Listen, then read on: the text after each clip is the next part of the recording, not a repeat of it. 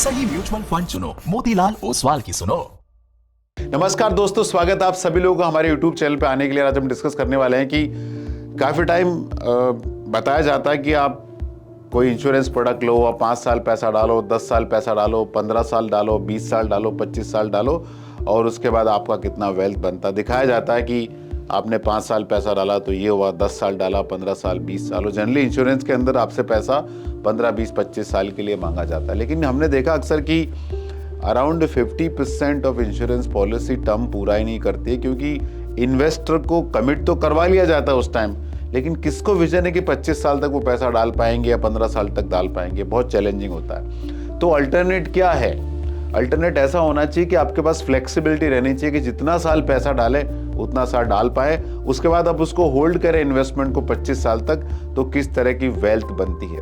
तो मैंने टेबल तैयार की है, इस टेबल के थ्रू आपको समझाने की कोशिश करता हूं।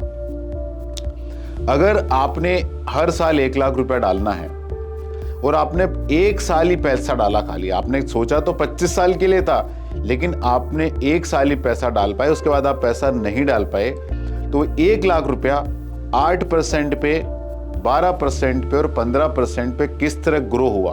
तो आपने 1 लाख रुपया डाला, उसके बाद कुछ नहीं डाला, तो 25 साल के पीरियड में वो 8% पे 7 लाख हो जाता है, 12% पे वो 17 लाख हो जाता है और 15% पे 33 लाख हो जाता है। दूसरा, अगर आपने 3 साल तक ही पैसा डाला, उसके बाद पैसा नहीं डाला, लेकिन वो 3 लाख रुपया आपने जो 3 साल तक डाला उसको आपने 25 साल तक होल्ड किया, तो 3 लाख रुपया 8% पे 25 साल में 19 लाख हो जाता है, 12% पे 46 लाख हो जाता है और 15% पे 86 लाख हो जाता है।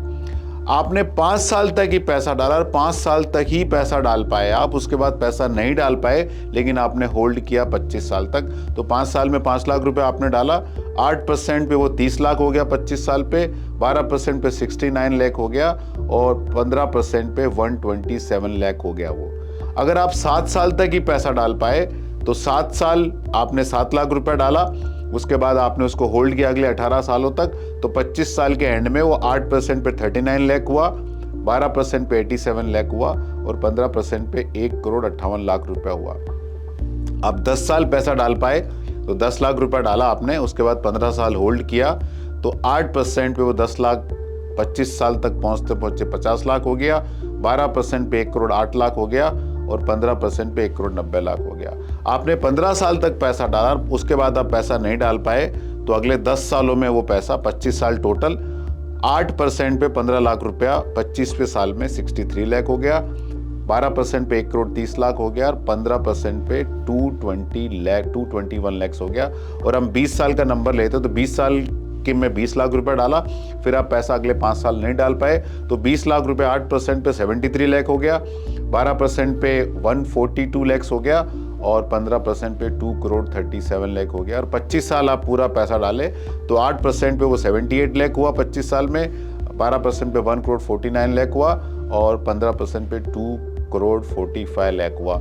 तो म्यूचुअल फंड में आप 8% का रिटर्न भी टारगेट कर सकते हैं, 12 का भी कर सकते हैं, 15 का भी कर सकते हैं। अल्टीमेटली इंश्योरेंस वहीं पैसा डालता है जो म्यूचुअल फंड इंडस्ट्री डालती है फाइनेंशियल मार्केट में, लेकिन म्यूचुअल फंड में आपको ज़्यादा फ्लेक्सिबिलिटी मिलती है कैश फ्लो मैनेज करने की। और अभी तो 2 लाख रुपए के ऊपर टैक्स बेनिफिट वाली बात भी नहीं है।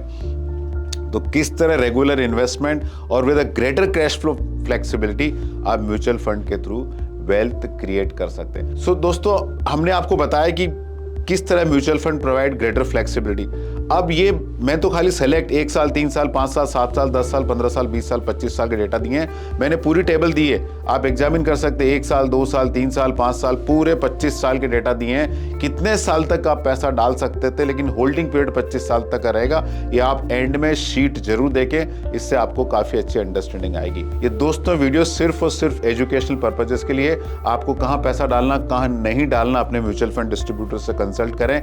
और ये मैंने एजम्पशन लिया 8%, 12%, 15%, एक्चुअल रिटर्न ऐसा होगा कि नहीं होगा मुझे पता नहीं है। और mutual fund investment are subject to market risk, please read the offer document carefully before investing. और कोई भी इन्वेस्टमेंट प्रोडक्ट में रिटर्न देखने से पहले रिस्क जरूर समझें। फाइनली दोस्तों, ये आपका पैसा है, आपका फ्यूचर है, आप डिसाइड करें। हम इस पूरे प्रोसेस में बहुत ही छोटे इनेबलर हैं। and securities market are subject to market risks. Read all the related documents carefully before investing.